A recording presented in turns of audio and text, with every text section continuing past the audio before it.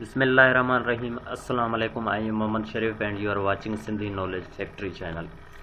दोस्तों, अॼु असां हिन वीडियो में सिखंदासूं तो असां पंहिंजे फ़ोटो जे बैकग्राउंड के कहिड़ी तरह असां चेंज करे सघूं था ऐं फ़ोटो जे बैकग्राउंड जे कलर के कहिड़े तरह असां रिमूव करे सघूं था ऐं असां पंहिंजे फ़ोटो जे बैकग्राउंड में कहिड़े तरह असां ॿियो वॉलपेपर या ॿी का तस्वीर लॻाए सघूं था।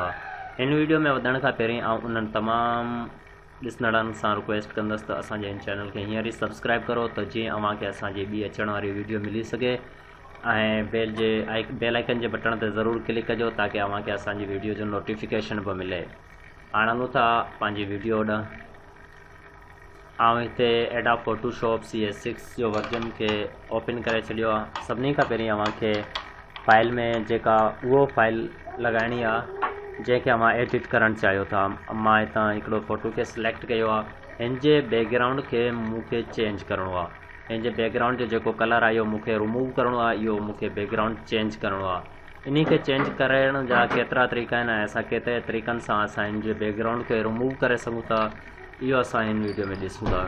सभिनी खां पहिरीं अगरि अव्हां फास्ट कमु करणु चाहियो था त अव्हांखे ॿुधाईंदुसि magic wand tool. Magic wand tool हिकु अहिड़ी टूल आहे जेका पंहिंजे एरिया खे सिलेक्ट कंदी आहे। जेको हिकु जहिड़ो हूंदो उन खे सिलेक्ट कंदी आहे। जीअं हिते क्लिक कयो त हीउ ॾिस, हिन पूरो हिकु एरियो जेको आहे सिलेक्ट कयो आहे। हाणे हिन खे कंट्रोल ऐं डिलीट जे बटन सां क्लिक करां थो त हिन जो ऑटोमेटिकली बैकग्राउंड जेको आहे डिलीट थी चुको आहे। त इन मदद सां अव्हां इज़ीली पंहिंजे बैकग्राउंड खे चेंज करे सघो था तमामु घटि वक़्त में। नंबर ॿियो तरीक़ो,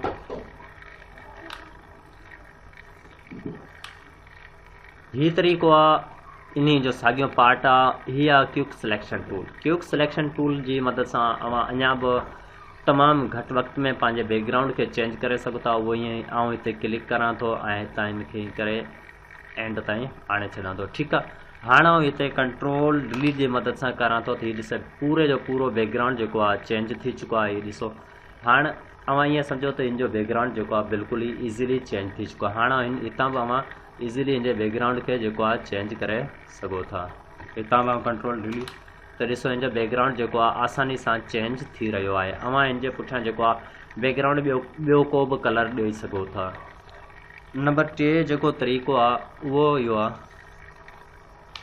हिकु ॿियो तरीक़ो अव्हांखे ॿुधाईंदो हलां, उन जी मदद सां बि अव्हां पंहिंजे बैकग्राउंड खे चेंज करे सघो था। उहो तरीक़ो आहे पेन टूल। पेन टूल जी मदद सां अव्हां हिनखे बैकग्राउंड खे रिमूव करे सघो था। इन जी मदद सां ही क्लिक करे जीअं अव्हांखे ॿुधाए रहियो आहियां, इनखे अव्हां प्रोफेशनल कमु करिणो आहे त अव्हांखे ज़ूम करे पिक्चर खे अव्हां पंहिंजी पिक्चर जेको बि आहे उनखे ज़ूम करे अव्हां हिन जो बैकग्राउंड आसानी सां चेंज करे सघो था। या अव्हांखे थोरो टुकड़ो करे ॾेखारियो आहे त जीअं अव्हां सम्झी सघो। हितां कंट्रोल ही ॾिसो। उमेद करां थो हीअ 3 तरीक़ा अव्हांखे सम्झ में अची विया हूंदा त असां कहिड़े तरह सां असां पंहिंजे बैकग्राउंड खे चेंज करे सघूं था, उन जो कलर चेंज करे सघूं था। हाणे हिन जो अगरि कलर जी ॻाल्हि करियां त हितां क्लिक करे हितां जेको बि कलर खणी हिन में लॻाए सघां थो। हीउ ॾिसो, हिते पंहिंजो को बि कलर हिते लॻाए सघां थो बैकग्राउंड में। अव्हां बि ईअं पंहिंजो कलर जेको आहे बैकग्राउंड जो आसानी सां चेंज करे सघो था ऐं पंहिंजे पिक्चर जे पुठियां तमामु ॿियूं ख़ूबसूरत शयूं लॻाए करे पंहिंजे फ़ोटो खे बहितरीनु बणाए सघो था। उमेद करियां थो त तव्हांखे हीअ वीडियो ज़रूरु पसंदि आई हूंदी। इंशाअल्लाह असां ॿी वीडियो में मिलंदासीं। तेसिताईं अल्लाह हाफ़िज़।